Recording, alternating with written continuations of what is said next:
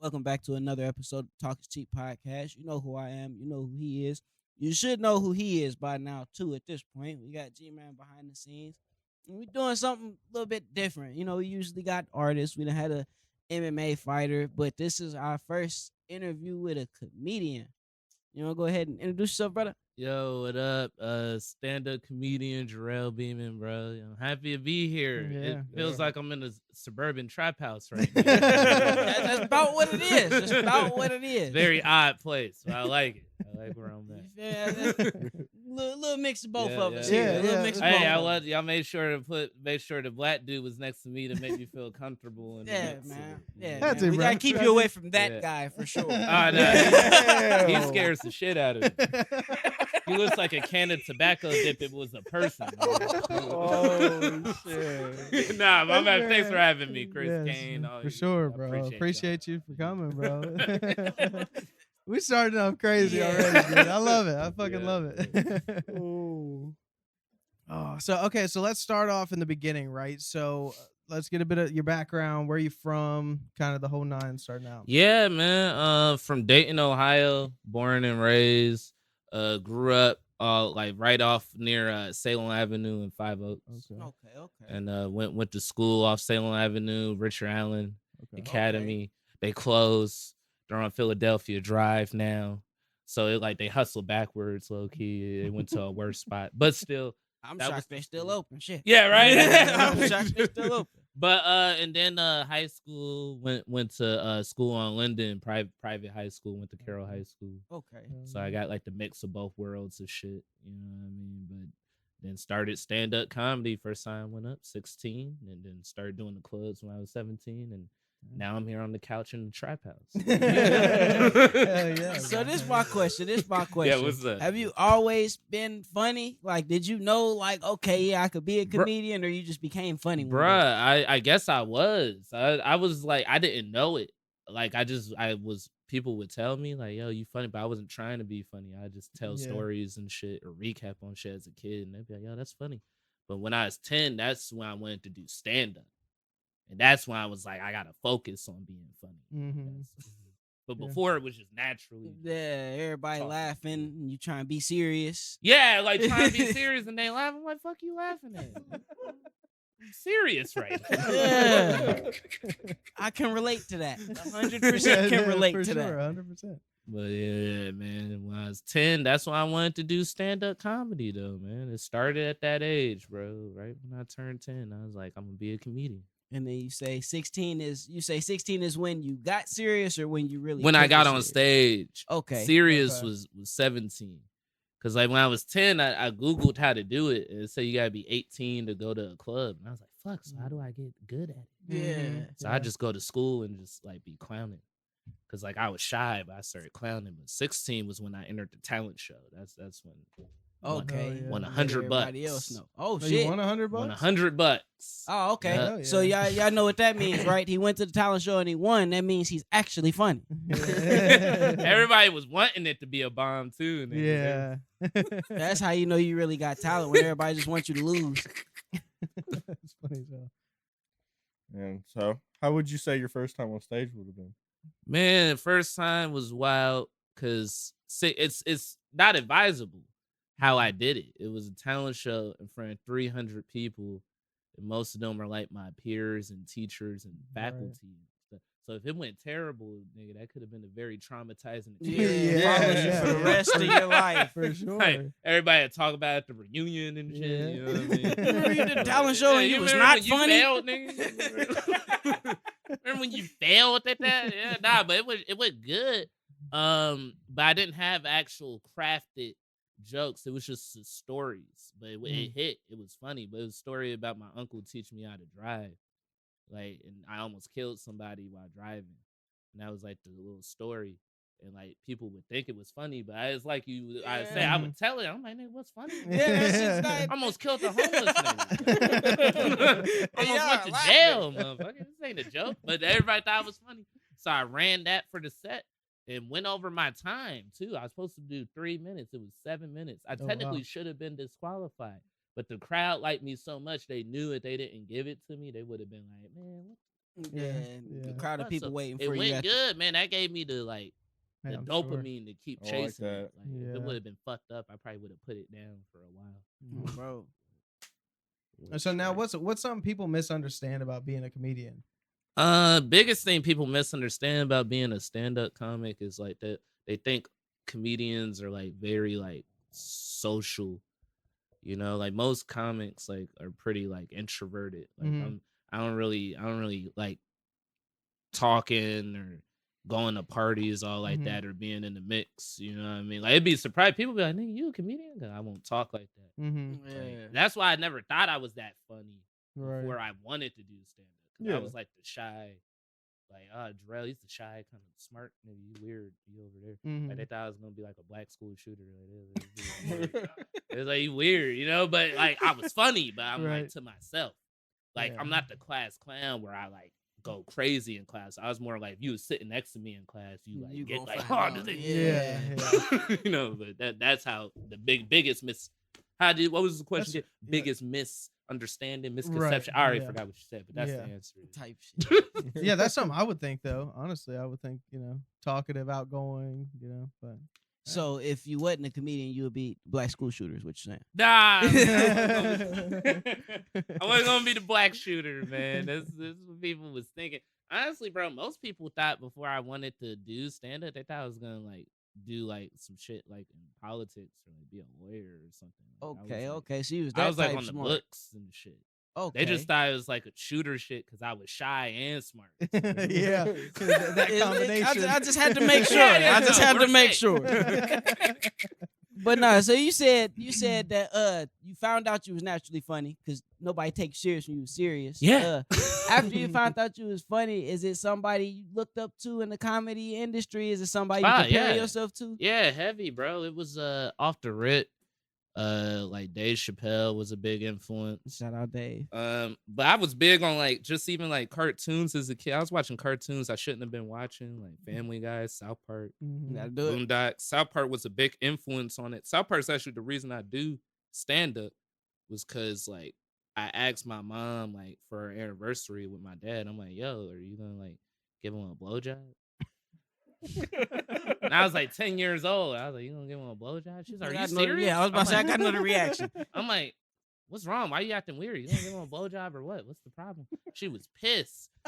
She was like, where did you learn this? I was like, oh, I heard the word on South Park. And then my dad like banned all the channels and shit. What the fuck you watching this for? I thought blowjob meant blowing a kiss to somebody. Hey, you know he was pissed because you just fucked up everything that he had in motion too. Yeah, I didn't know that's what it meant. Fucked up the whole plan. But it helped me do stand up because I had a little iPod I didn't even know how to use that I got for Christmas a few years back. But I snuck on there to watch South Park, and that put me on the algorithm to stand up eventually. I found Dave Chappelle, Eddie Murphy, Richard Pryor was a huge influence. That's still number one to me, Richard Pryor. Yeah. Then it was George Carlin, Bill Hicks, Charlie Barnett. It was like comics. I started nerding out because like when I get infatuated with something, I'm like a real fanatic about it. I started knowing comics that motherfuckers didn't even like know, like Underground, like Winnie Bruce, all that shit. Yeah, because Richard Pryor way before our time, so you really had to kind of that album, That Nigga's Crazy, is still, you can listen to it now like it just dropped. Like all the humor is still relevant. Yeah. One of the biggest. Yeah, bro. Yeah, take that initiative though, like study it and basically, you know what I mean? That shows like your passion for it, man. Man, every night, 3 specials a night when I was a kid. Oh yeah, so you really took it serious. You really locked in. 3. Yeah. I watched comics I didn't even think were funny. Like see, Bob I wouldn't Hope, even Rodney Dangerfield, just to see how they timed it. That's what I was about to. Yeah, you know what I mean. I wouldn't even thought that. I'm glad we got you on here because I wouldn't have thought that much goes into like figuring out how to do stand up. I couldn't do it though. Me personally, I could not do it. As soon as y'all niggas funny.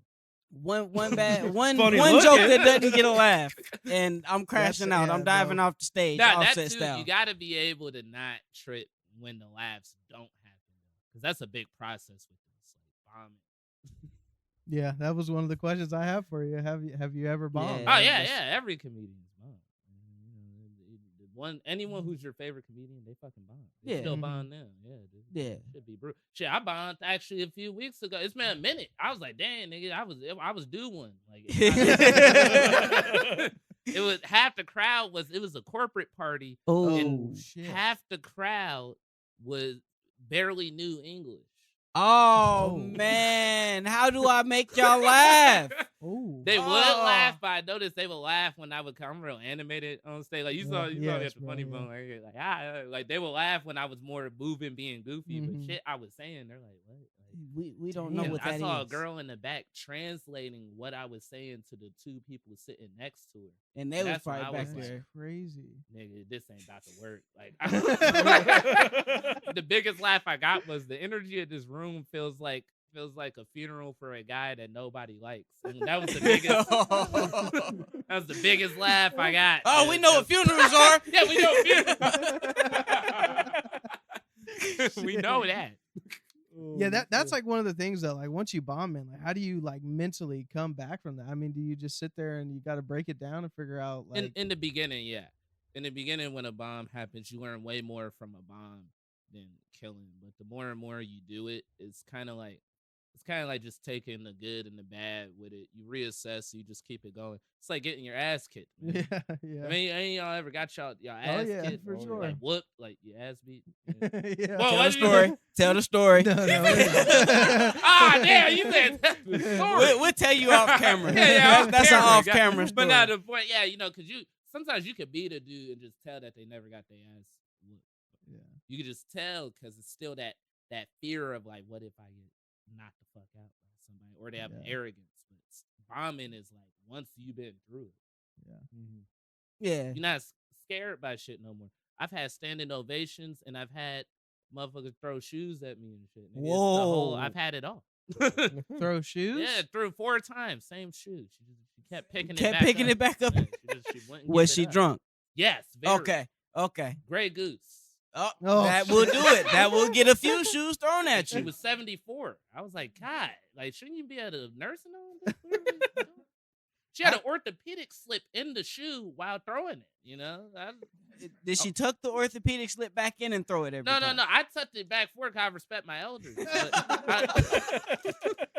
I was like, man, please take your shoe. But she didn't care how nice I was. No, you take it. Yeah, you take You sure you don't want to do stand-up? These got me weak. Man. You might be able to do it, bro. I've always said that, though. That's something I just could never do, bro.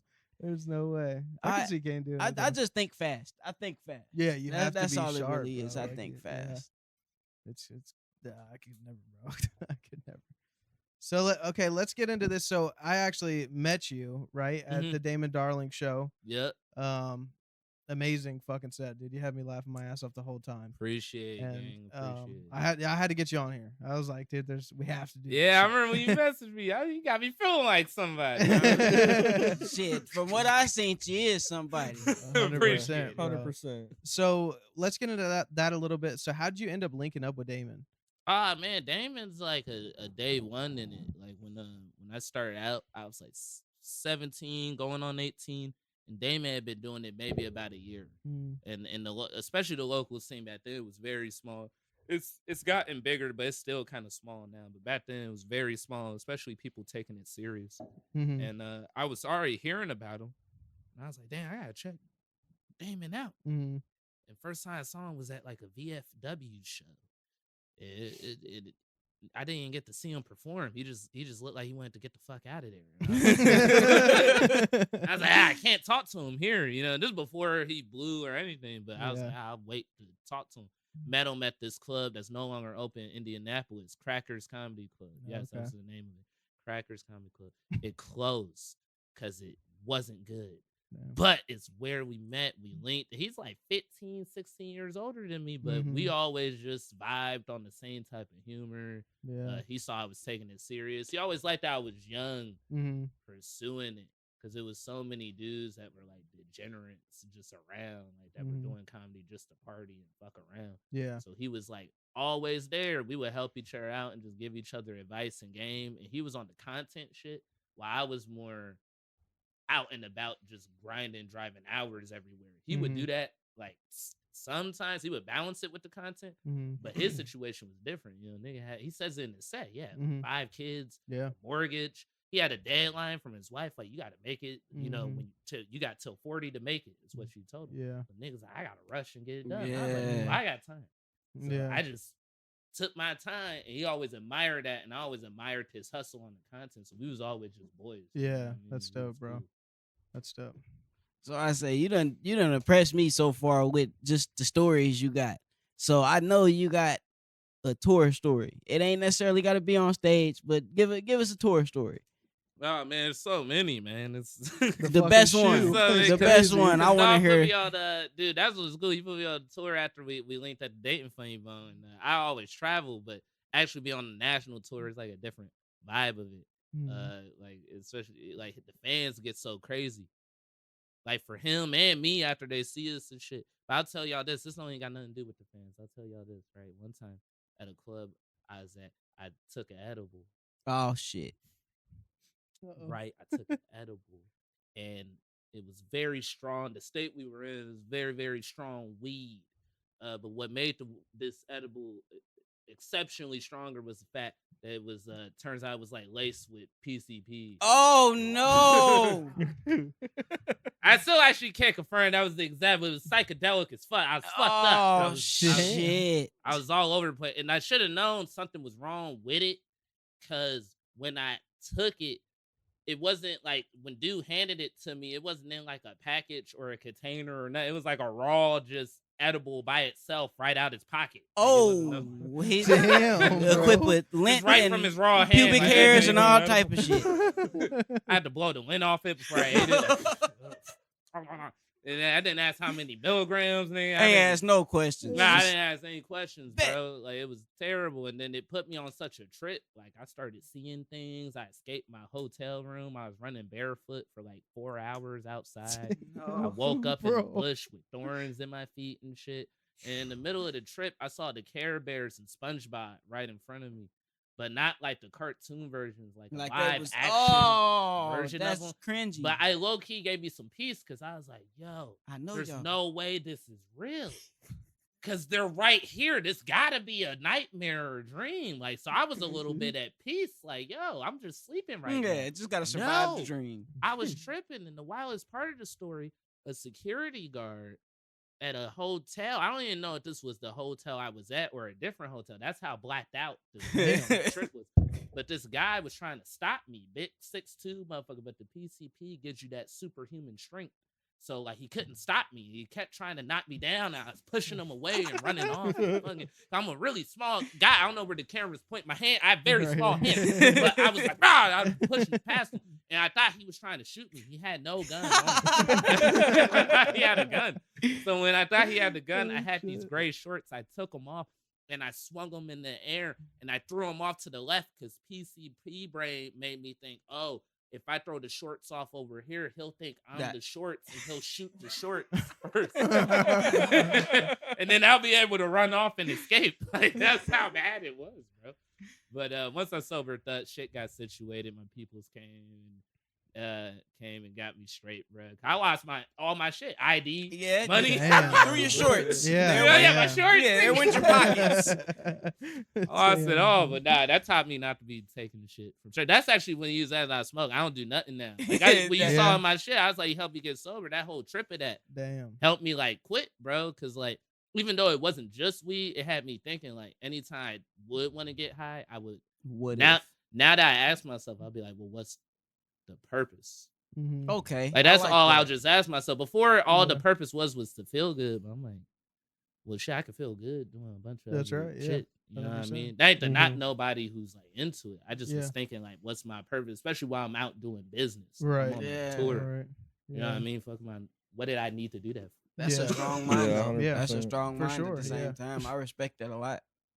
Yeah, because I'm sure as you go on tour, you're around all that shit. You know what I mean? You see certain things. Oh, I had something crazy shit, bro. You know what I'm saying? You got to be able to be sound-minded enough. I'm 24, too. So it's like, these the years to be turning up and being stupid and crazy. I got so much shit on the table to lose and do that it's like, it makes sense to do it. You know what I mean? It's a lot of life left for that. Yeah, and there's still time to get fucked up. Go ahead, bro. You go. What's one thing prior? I mean, before being a stand-up comedian that you wish somebody would have told you? I wish somebody would have told me. And you know what, man? I've been blessed to hear a lot of things from people. I will say that, bro. Like my pops, different OGs. Mm-hmm. So I've heard a lot, but something that I've learned recently that I wish I would have heard was, if you're going to commit on something, give it your full attention and effort. Yeah. You know what I mean? Because I've always been a big person of like, I was like a jack of all trades, master of none shit for a minute. Mm-hmm. But it's like, give your full effort and be willing to ask for help while you're putting in the effort. Because more than likely, you don't know what the fuck you're doing because you're new at it. Mm-hmm. So like, be humble enough to just be like, hey man, I don't know. You know what I mean? Like, cause like me, at least with my pops, like it'd be like a hard-headed thing where I'm trying to prove myself as like a man and shit. Like, but I look back on it now, like this nigga trying to help me, because I was peeping OGs around me, like, oh, they trying to help me. Damn, they sound just like my pop.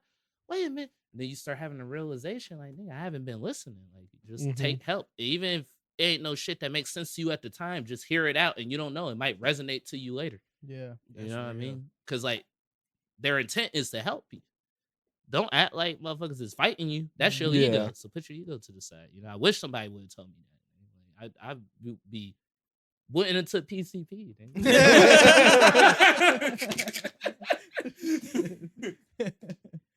That's real. That's excellent advice. Especially for anybody before you or even after you. You never know what you can learn. But if somebody in the same field you want to be in, just don't be scared to ask questions. That's great advice.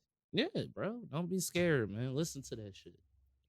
So now, when you're on the go and everything all the time, like building new material, writing new material, does that make it harder, or is it, you know, easier to kind of...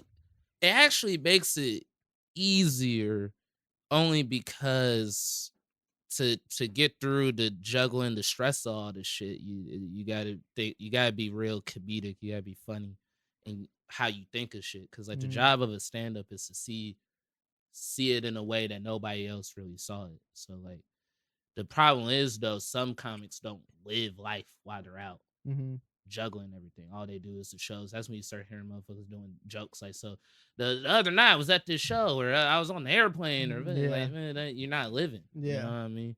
Like, so living and juggling is perfect for creating material. Like, it actually assists me in it. You know what I mean? Yeah, that's what I was wondering. So the Wheel of Comedy. Jerrel's Wheel of Comedy, baby. Yes. So what is Jerrel's Wheel of Comedy? Oh man, Jerrel's Wheel of Comedy is a show that I created earlier this year, where it's like I host it. It's a panel that I have where I'll have like a guest panelist with me, one of my favorite comics that I know traveling around, and my co-host Cockaroo. Okay. He dresses like a black pirate. That's a hell of a name. A hell of a name. Cockaroo is my co-host and co-produces it with me. We have a wheel where if the comedians spin it, whatever it lands on dictates what jokes they tell. So if it lands on dirty joke or clean jokes or crowd work, they gotta do shit based off that they have. And bro, it's a really fun show because it gives newer comedians an opportunity to just focus on their jokes, but at the same time focus on being on the spot with it too. Because you know, a lot of these panel shows, like especially ever since Kill Tony's gotten real big, it's been hella panel shows. Yes. But I started noticing a lot of the panel shows, it'd be to either throw newer comics under the bus and just use them to shit on, or it'd just be filler, like just asking, just wanting to find out wild shit about them. Like, so you know, like has your wife ever cheated on you, or fuck that? Like wild. I'm like, fuck that got to do with anything. So I keep it on the jokes. Like every question I ask them about be based off whatever joke they did on the wheel, because actually you'll find out most comics, they got personal shit attached to their material. So like it just gets the vibe going, bro. It's a fun ass show. I do it at a couple clubs around the region, but the main club here in the Dayton area, Bricky's Comedy Club, a newer independent club that's ran by comedians in Miamisburg, Ohio. And the next one's December 26th, day after Christmas. That's when I'm doing doing at 9:30. I don't know what y'all plans are, but I actually brought these free tickets right here. Oh, right my here dude, bro. Yeah. Appreciate Pass it. over there to We tobacco. know what Dick. we doing now. Yeah, no, I was about to say we're Get pulling up over G, anyway, man. bro. Yeah. There you go. Yeah, bro. pulling But if up I ain't anyway. doing nothing, y'all walking with Appreciate those. that, Those are bro. passes to get through for the show. Oh, yeah, bro. Appreciate that. So this is my question, because this is an excellent idea too. You smart motherfucker, by the way. I appreciate Flowers, it. no, you smart motherfucker. Black people gotta sit together. Yeah, you know. Holler at you after the show about that. No, but how you come up with the idea for that? Because that's creative as hell, especially with the wheel and everything else. Yeah. And how do you come up with what ideas you put on the wheel? Just kind of break that down for us. Well, I came up with the idea because I've been doing stand up for like 6 years, but I've been like actually producing shows for about like 3 years. And the first show I ever produced was I got the hat on for it, Comedy for the People. That was like a showcase I was doing in Vandalia at Oscar Bar and Grill, but then that bar burned down. I don't know what the fuck happened. So we was like, damn, where we take it? We took it to Wiley's Comedy Club, and then Wiley's closed. Shit. I was about to say, I think. And then I'm like, damn, nigga, every spot I go to, the shit fucks up. Yeah. So I took Comedy for the People, the Brickies for a second, but then I started thinking like, man, I'm kind of limited with this one show because the show was doing very well. It would sell out every month. I get some of the best comics in the region, but I was kind of like, damn, man, I kind of want to expand on more shit, like and book more shows. This show takes too much effort just with me because something one of my people told me is you don't have a system if you're always required to be there for it to happen. Mm-hmm. So that's why I kind of started peeping with the show. I'm like, damn, I gotta have something where it's formulated, it makes sense. I formed my team around it. So, we started building more things with these different shows I was doing with Next Stop Comedy, Brickies, all these shows. And eventually I started thinking like, damn, panel shows are popular right now, man. Like, I want to come with a panel show that like pushes the art of it. Like, cause I'm big on the culture of this shit. You know what I mean? Like out here, like music artists talk about the culture and shit, like especially rap. Like talk about, it's real culture with rap. You never hear stand-ups talk about it, but it's really a culture in stand-up. So I wanted to emphasize the culture in it. And the culture in it is, your jokes and building it, different variety of jokes, not just the same shit, not just pussy, dick, or black, white. Different types of jokes. So I was like, I'm gonna make the wheel and put the different topics like race jokes, dirty jokes, clean jokes, current events, crowd work. These are all different elements that encompass different styles of comedy. Does the wheel change, or is the I'll same change thing it up here and there, but there's always core things that are always gonna stay on the wheel because like things like one-liners, stories, relationship jokes, them shits that everybody be having. But every now and then I change it. But my favorite topic on the wheel is Jerrel's Choice. If it lands on there, that's when I like get to be like, hey, this is what you about to do. And they be scared as fuck. Put somebody straight in the blender. Yeah. Put somebody straight in the blender. Yeah, so like while you're doing this, they're on site. I mean, all this is happening on stage. Like on stage, man. And the crowd gets lit. Like, bro, if y'all slide through for it, the crowd gets crazy, bro. They get so into it, they get to yelling out shit. I be having to tell them, hey man, calm the fuck. Yeah. Cause I be like, y'all don't yell nothing while they're on the spin. When they do, they spin uninterrupted. But after that, in between, y'all could turn up, and I let them do 2 spins. But if the crowd mess with them, they get a third. So that's why I tell the crowd, like, all right, make some noise if y'all want them to get a third spin. And if you turned up, they get crazy. Yeah, they wasn't fucking with you. You'll hear them going like, boo! Get him off stage, no spin. Yeah, you gonna hear it, huh? Oh, they definitely gonna know. Oh man. So what you say? It seemed like you love when it comes to the I guess you could say, we'll just call it the wheel of comedy. It seems like you love what you do. You done put something together. What's the lows? Because we know it's not all. Oh yeah, bro. There's lows with it, man. The lows be, it's always headaches when it comes to the behind the scenes of shit with putting shows together. You ever had to put somebody in the trash can? Nah, not yet. I be wanting to put some jokes in the trash. Ain't nothing wrong. But we with be that. honest with people, because that's what when people do like bomb on some shit, yeah, we'll be real about it. But why that's happening, this would be seen as a low, but I actually embrace this part of it, because when there's low parts of the show, we'll clown and stuff, but in the middle of clowning, I'll be like, all right, so how long have you been doing that joke? okay, where do you think shit went wrong while you was up here? Mm-hmm. And it's like, okay, well, how many times do you get up a week? Woo-woo. You know, you get into it when niggas only saying I get up like once a week. Like, well, bro, you're not. Yeah, you're putting not in the really work exactly. on the jump, bro. And then that's when I'll ask some questions in front of a whole crowd. Like, all right, so like, what are your goals in comedy? Because most comics never hear nobody ask them that, believe it or not. Like, especially if they hit certain levels of it, because all they peers are just wanting to fucking drink, clown, roast, do PCP, nigga, whatever. Right. Well, nah, but real talk, they don't get into that. Mm-hmm. Something that always made me and Damon just tight from the jump. We was always talking about what we wanted to do. Like, what we wanted was like kind of two different things in the beginning, but we always knew what we wanted to do and the plans that we wanted to get there. Right. So like I embraced that part of it, the mentorship role of it, but it is a headache because I run into what I'm saying. Some of them don't have the advice of, hey man, well, motherfucker just trying to help you. Mm-hmm. You know what I mean? Just like hear it out. I might not be right. My shit might not apply to you, but nigga, my intent's to help you. Right. Like, so, you know, if you put your ego to the side, you never know. 2 years from now, you might be like, damn, that goat mouth motherfucker was like, damn, bro. Like, I did, but you shutting me down so much. And that's the irritating part of it. Like, that's the part of the show. I'd be like, man, fuck these. Fuck these comics, man. But good and the bad, like you said. Yeah, ups and downs. Yeah, I'm sure. So is it a big difference just going and simply doing your set and then just basically now you run the whole entire show? I run the entire thing. I don't do no jokes. Wow. I just like host the thing and I clown and I riff, like just us how we sitting here. Mm-hmm. Imagine just that on stage in front of people. Like I'm just guiding it, but I gotta guide it because it's controlled chaos. Right. So chaos without the control is now you got everybody yelling out shit. You got people just doing what they want. And the comic can't even get his off. Yeah, comic can't even get it off. So I guide it. But if y'all watch, you gonna be just having fun. Like, damn, I didn't even know this thing he got. Because it feels like it's out of control, but it's not. You know what I mean? It's almost like having a wild bull or fucking pit bull.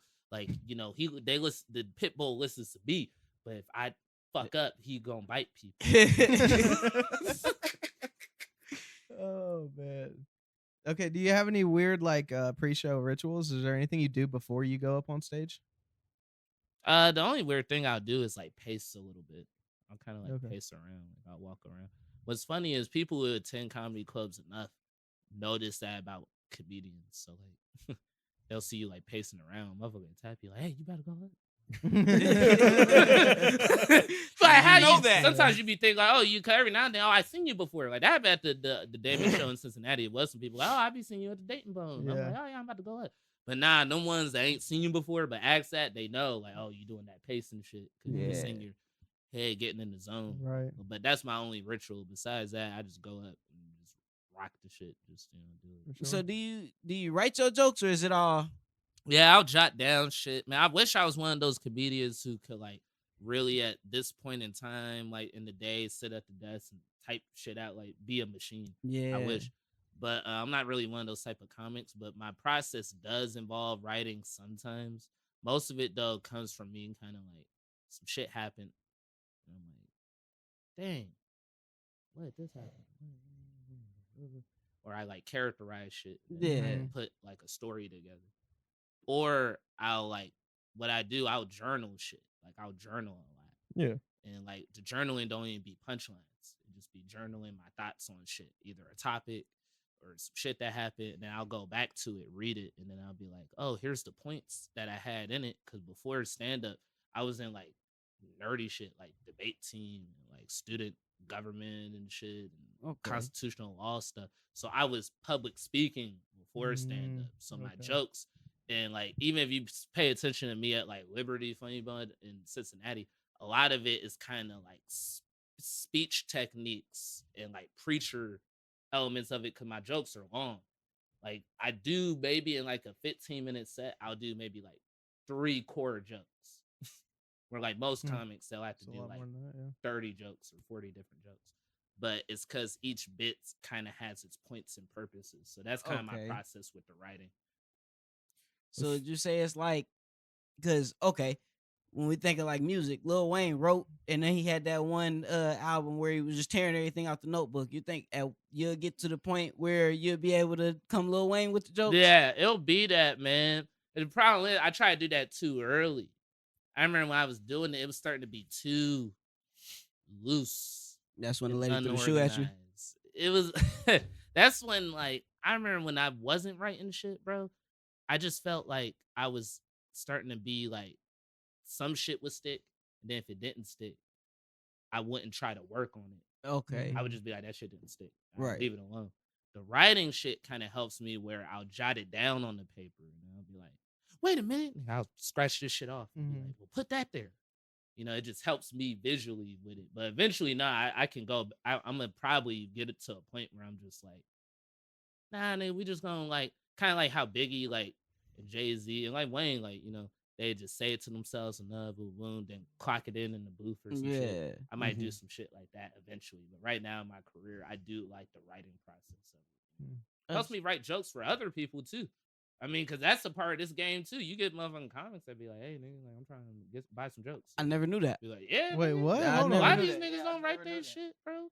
But I'm saying, like, it most of the time, like in that game of it, it's just like with rap, bro. Yeah. Like, you know, some rappers that be on, and rappers that niggas respect that are good rappers.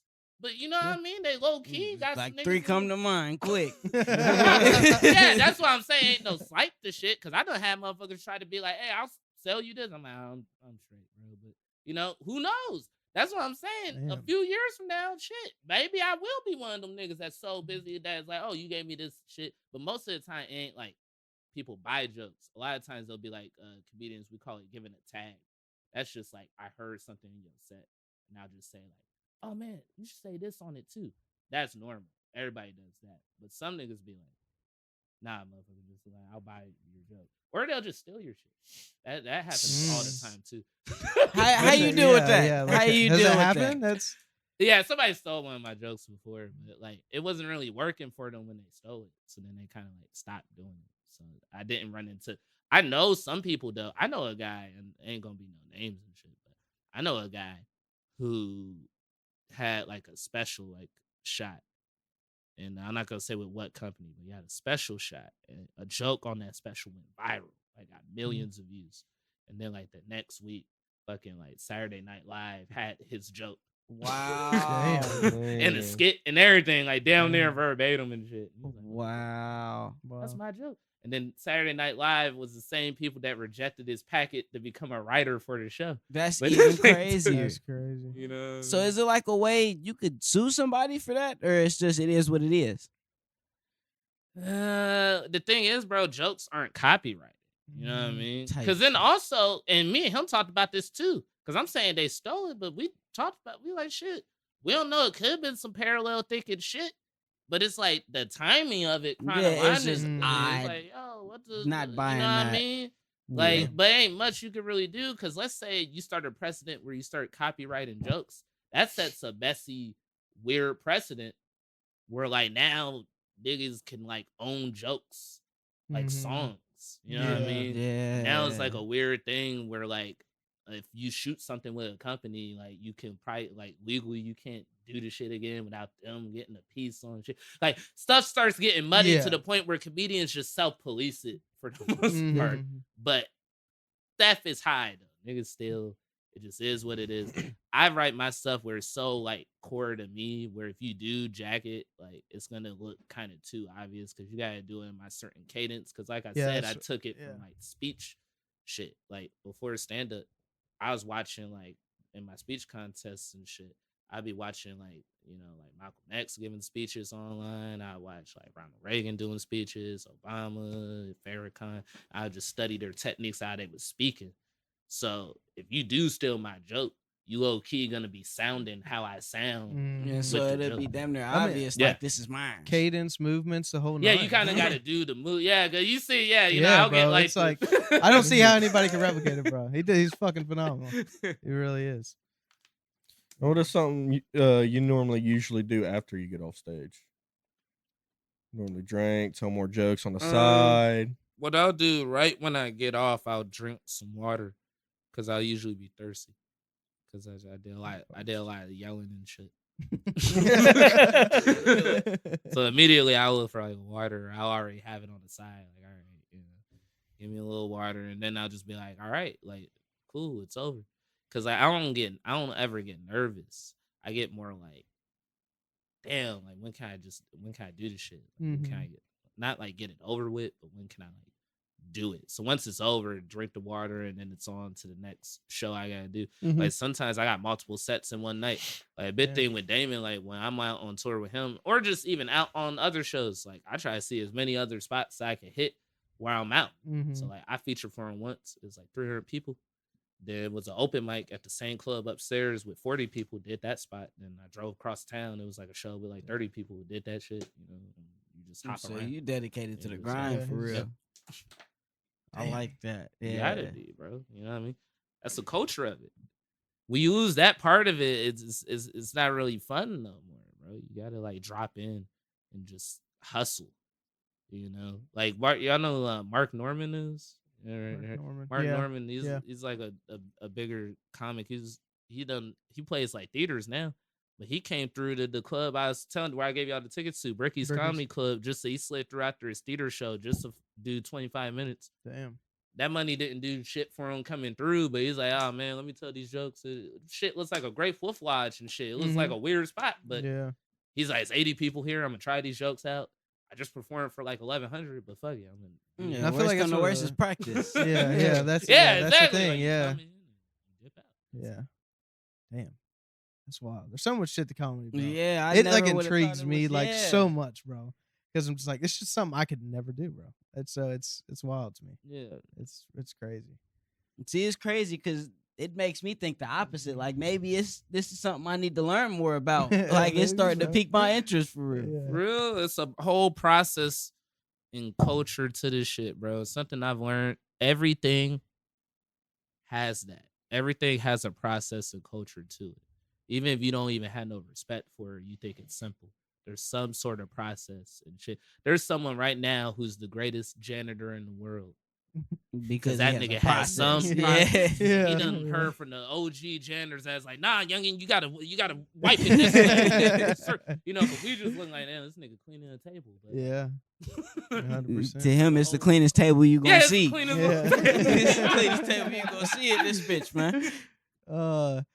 So what goals do you have set out for yourself? I mean, you've obviously gotten a lot done. You're fucking really busy. I mean, you're doing phenomenal. But what else is next?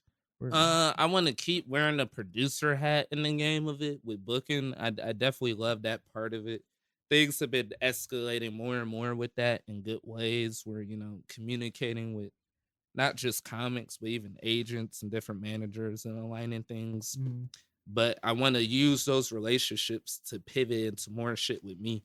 So, and I got my 2-year plan for the next like 2 years where I want stuff to be.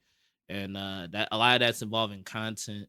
So like I've been dropping a lot of my content. I do like these rant videos that I record. Like I'll have like my phone and I'll record them in the mirror, like any bathroom I'm at, just anywhere.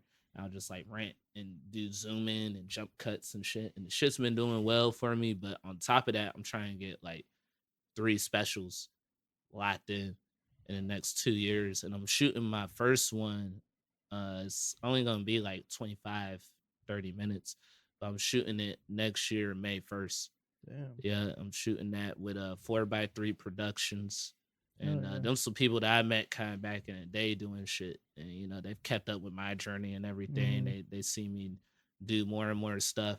And just, taking advantage of all these relationships I've been doing. Because, like, when you really go in at it, you're kind of sowing seeds. And, like, a couple years down the line, those seeds start growing. That's why it's important to put the seeds down now. Because, like, if you didn't put the seeds, but you've been doing shit for 5 years, now you got to plant them. Now you got to wait another 5 years now for those seeds to grow. When you could have had them growing from the jump. Right. So I'm just going to keep sowing, keep moving. And that's the plan for the next couple years, bro. Damn. Hell yeah. So is it anybody in particular? And you ain't got to show your hand. If it's something that you don't want to say, don't say it, obviously. Yeah, I got you. But is there anybody in particular that you want to collaborate with or have in the works? Or even just like, if it's far-fetched, dead or alive, we'll do dead or alive. Anybody you dream collaborations? I will always like to like do a show with Richard Pryor. That would dead. That's on the dead list. Mm-hmm. You know what I mean? And like I actually know like older comics that like worked with him. I know one comic who was like underneath his wing, and like a lot of shit don't be meaning a lot to me. But when he told me like, "Hey man, like Richard, fuck with your shit, man," that was the one. I mean, I was like, so that would always been cool. But of course, everybody is saying, but like getting a chance to tap in with Chappelle would be dope. Yeah, because in my eyes, he's like the successor in the lineage of what the Pryor shit is. Like, because Pryor is the first comic, like outside of just the racial humor and shit. Like, he's the first comic that you went to hear what he had to say and what he thought. You wasn't just going to hear joke number 1 and joke number 2. He was like vulnerable on stage. That's why his influence is past anything racial in comedy, because comedy is very segregated. It's very like there's black comedy and then there's white comedy. But when you're truly an arbitrator of the culture and you're real in this shit, it's just funny. That's it. You know what I mean? And he was that. You know what I mean? I feel like Chappelle's in that same type of thing too, where it's funny. It crosses to everybody. Not everybody gonna think you funny. That's just impossible. Right. You're always gonna have somebody be like, "Nah, that nigga sucks." What? It's like 20,000 people here.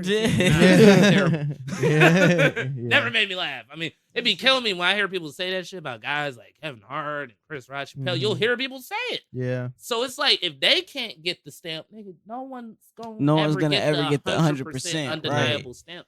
But that's the fun of this. The fun of this is to try to keep being undeniably funny, but that goal is always going to be 100% impossible.